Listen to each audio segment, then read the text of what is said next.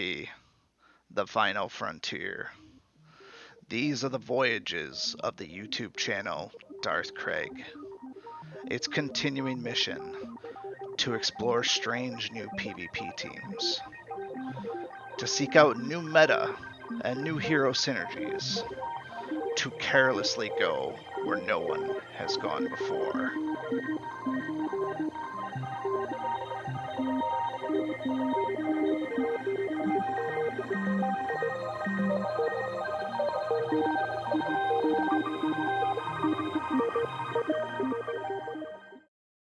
Good afternoon, my Dungeon Boss brethren.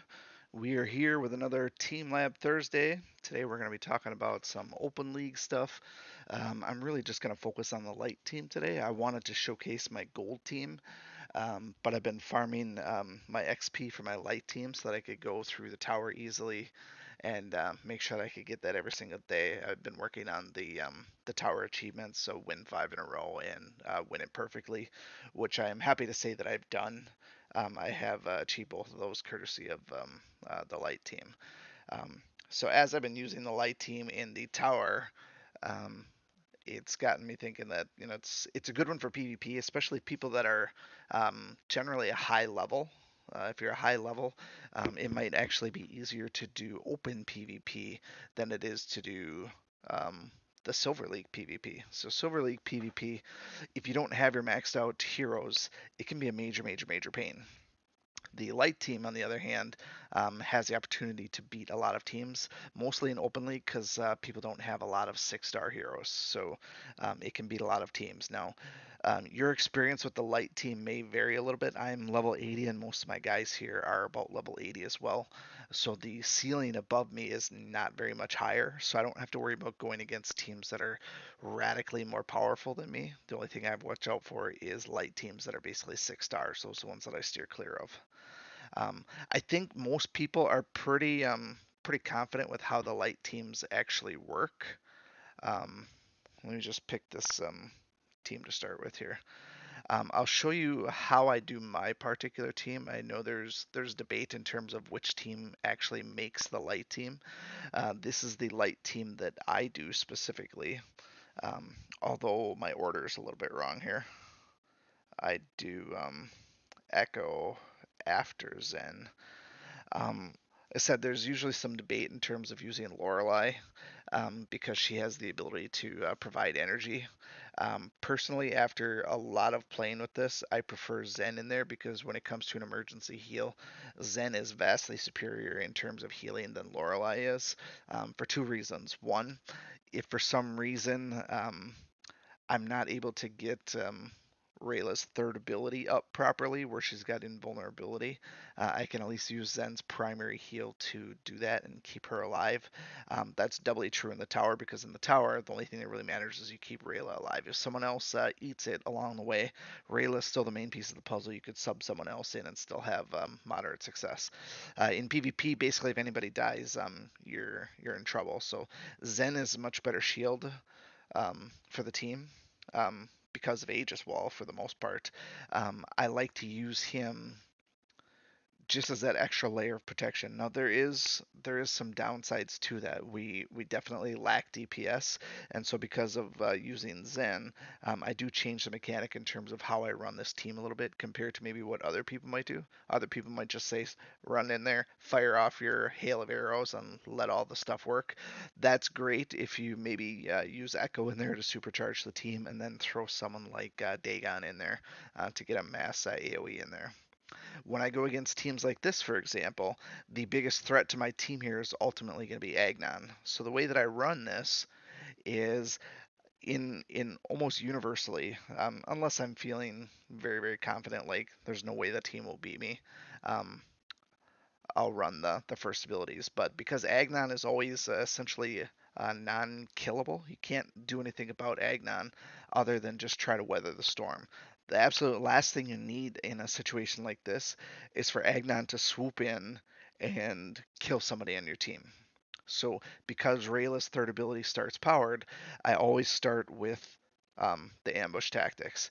And the way that I actually run this then is I go to town and I um, go invincible with Reyla. Agnon will come up eventually, but by doing this here, it forces Agnon to attack Rayla.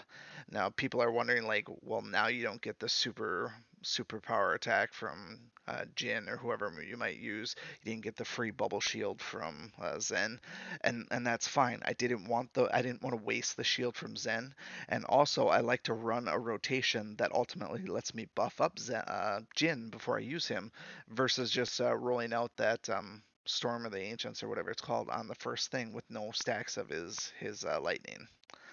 I also do not run Ekko's supercharge on the first turn either, because I need him to ultimately throw some extra attacks at an opponent for the most part. It's not always Rayla. It could be anybody that you're trying to focus fire kill. A lot of times it is going to be someone like Agnon. It is important that we kill Agnon. I don't need to throw another attack at Rayla because I'll probably kill her just natively. Um, but what we have to watch out for here is knowing what's going to happen with this one here. Their Jin is going to go and their Jin is going to silence me. That's going to be problematic. Um, and so I don't want to deal with that. And I've also lost my. No, I didn't lose my ability with Rayla, my invulnerability. Um, so something like this, I usually focus on Agnon first, but um, I think we're probably going to be okay. I'll do Agnon just because. So you can see that this team shouldn't beat me with where we're at. Um, so then Jin is going to be silenced, I think. He might be silenced. Um, but then, all right, so we kill him. With Agnon out of the way, we're not in a bad spot.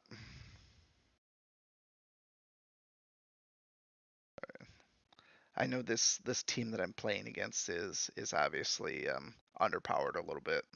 It is what it is. Um,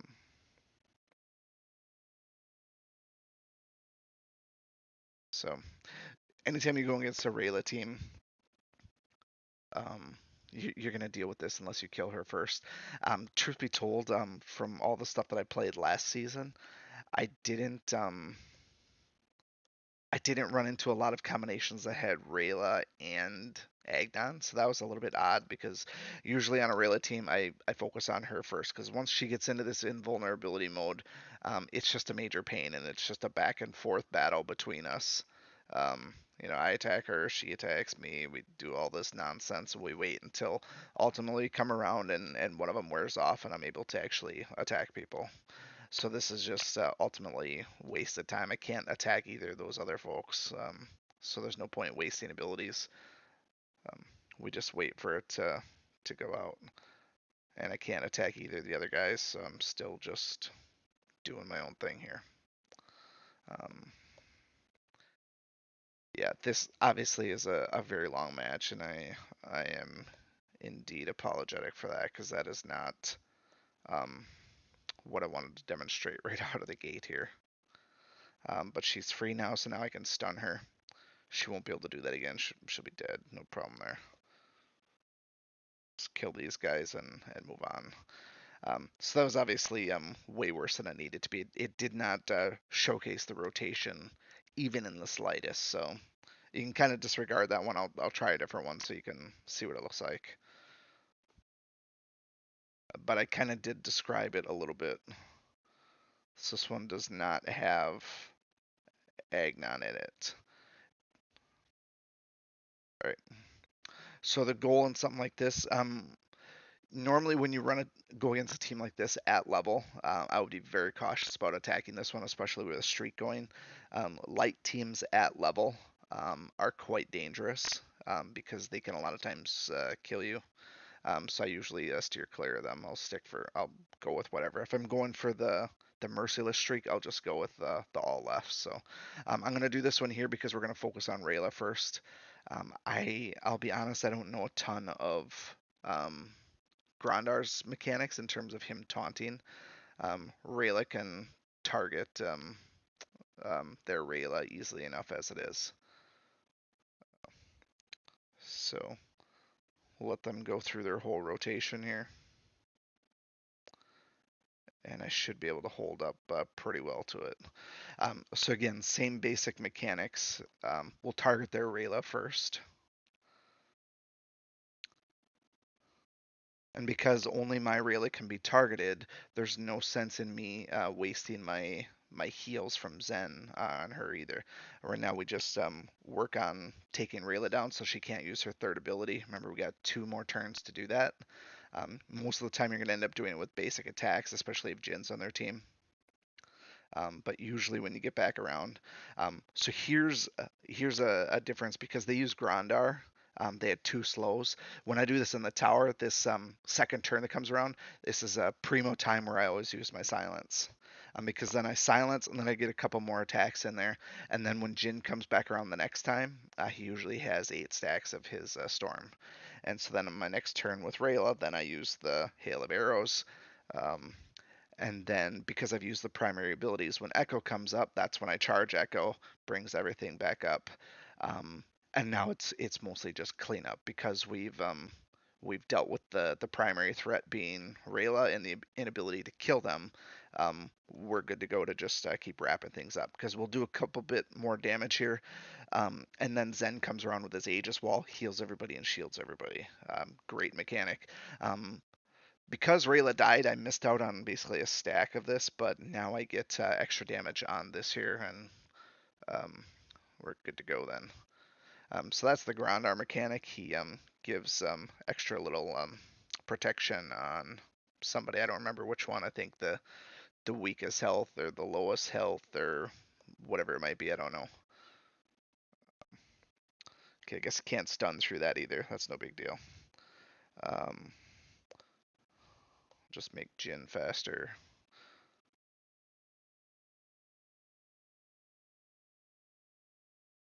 So this one went more according to plan, but just seeing what they did on the first turn, that team was level 70, and they wiped most of my team for about half their health on the first turn. So you put those guys at level 80, and it's a way different story. I want to see if I can find one more Agnon team. It's low, unfortunately, but um, this is a common one that we still see, Niveus plus constructs. The mechanic works the same way. So in this case here, you fire off your protection with Rayla. Jin doesn't really waste anything on himself. You build up the Gathering the Storm or whatever it's called.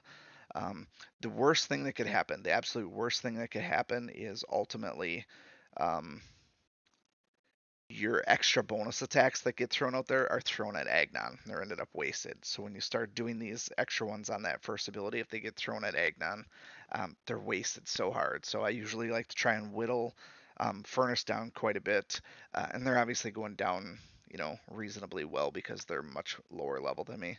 But the same mechanic, force Agnon to target Rayla, and then once that's done, I pour everything I have back on Agnon, and usually even at level, we're able to take him down pretty good. So being silenced, we just do whatever. Um, the other thing to remember is to be cautious who you kill Bobble with. I like to avoid killing with Jin, for example, because he's rather squishy. I like to try and focus on Bobble with Rayla when she's protected. This particular team, when it's at level, um, if you mess up part of the rotation at all, or you get a little bit off kilter, they're Agnon Dodgers or something atypical. You run into those Agnon heals, and then you start running into Niveus doing his thing too. And truth be told, I'm not usually concerned about um, Niveus sticking around. It's if for some reason Agnon um, gets a full heal from Bobble. That's your biggest problem because if he gets Terror Storm off, you may as well resign because it can be bad news bears. All right, we're gonna do one more with this one. Try and keep the same mechanism. We'll go with one of the harder teams and see if we can actually win there. So this is a 7,000. 6,500. They're way less stars. I'm going to pick the hardest one. So in this case here, they have Lorelei. Lorelei is going to be damage reduction, so it might be a little bit harder to kill Reyla in this case here. They only have one slow, so their Agnon is going to get their silence off of me. That does disrupt things a little bit, but we're not going to change our mechanics on this. We're still going to have protection with Reyla, so it's just a matter of making sure they don't die. All things considered, mine nearly 80 versus their 70-ish some. We're all at 5 stars. They shouldn't wipe me on the first turn.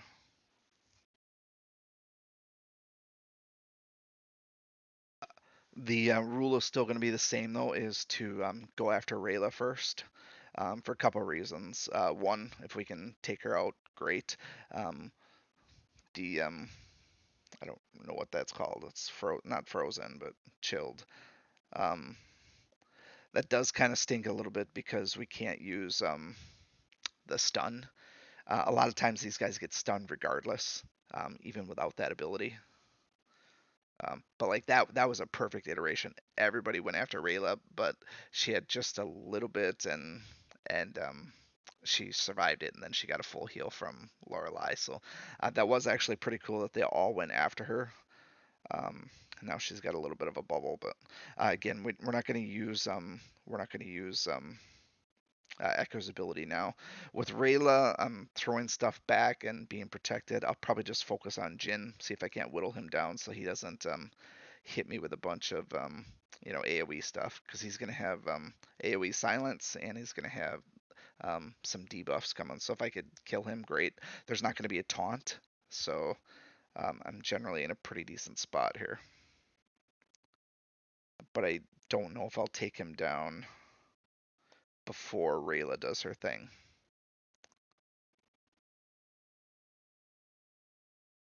There's the chain lightning, and then I should be able to get him. Because they didn't have any taunt, I was free to do what I want. Rayla can do her immunity thing if she wants. It truthfully doesn't matter at this point because their main damage dealer is pretty much down. Um, I can charge up at this point here. Once we kill Dagon, she doesn't have any hope. So I keep Ekko's heals on the chamber for good measure. Um, Now we silence. We do the double dose of silence, and then Jin's primary ability. On top of that, I have because I use energy, I can stop Rayla from doing her thing. Um, so she'll end up being the primary focus again. All right. So heal everybody and kill everybody. Again, I can't stress this enough.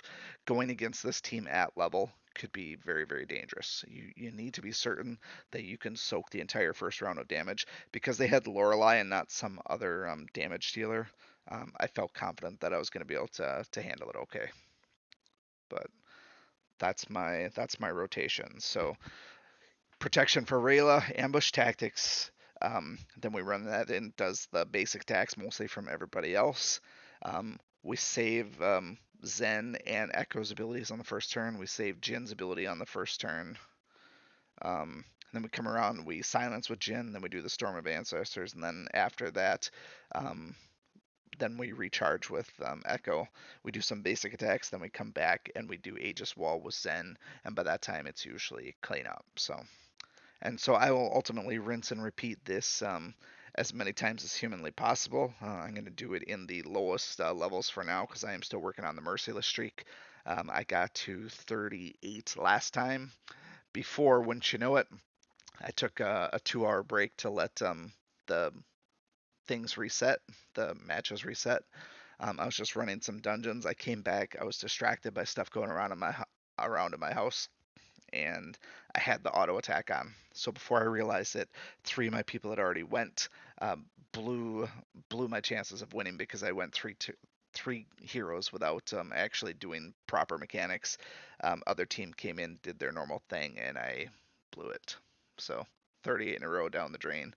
And at that point, the season was too far along, and I was already up in like Warlord or whatever right before Legend was. So the matches were very, very, very difficult. Where at this point here, I'm just, if I stick with the lower left, I can do, much easier fights. That's a little bit of open PvP league. Like I said, if you are a higher level, it's you're probably likely to have higher light team already, and you're likely less likely to run into people with 6-star light teams that are gonna hurt you. So that might be better than running either silver or gold league. But that's just my preference. Hopefully next week when we come around, I'll have my gold team ready to go. No promises there. Otherwise, we'll go back to silver league or figure something out. But um, any questions, comments, concerns, feel free to let me know. Otherwise, we'll see you again next time, and we'll see you tomorrow for a Fad Friday for Kelpie. Take care, everybody.